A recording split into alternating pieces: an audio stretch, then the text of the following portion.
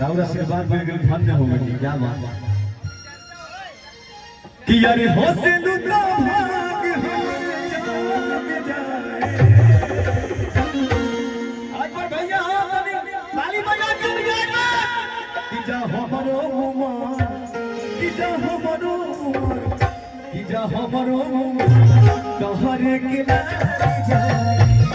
जा हमरो उमर तोहरे के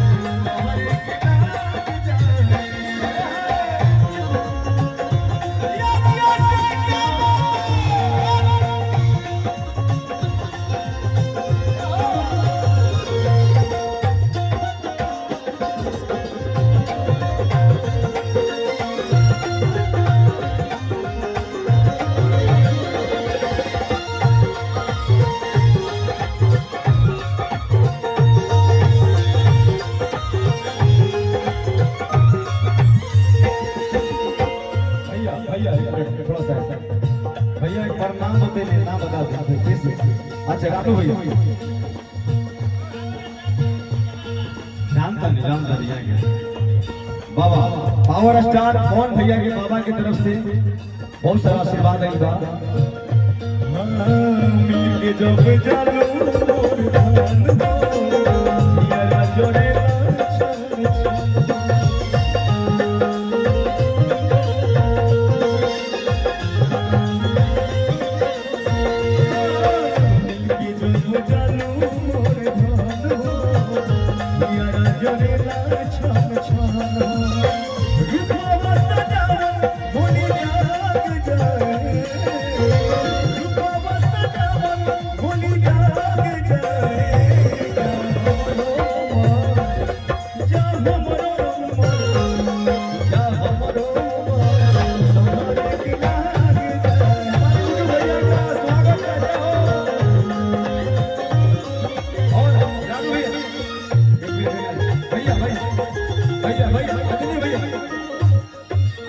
गाना है कि जुड़ गई तोहरा से जाने ही कैसन बंधन लागेला सबसे हटके अपन के जैसन ही मतलबी दुनिया में भाई ऐसन प्यार कहा।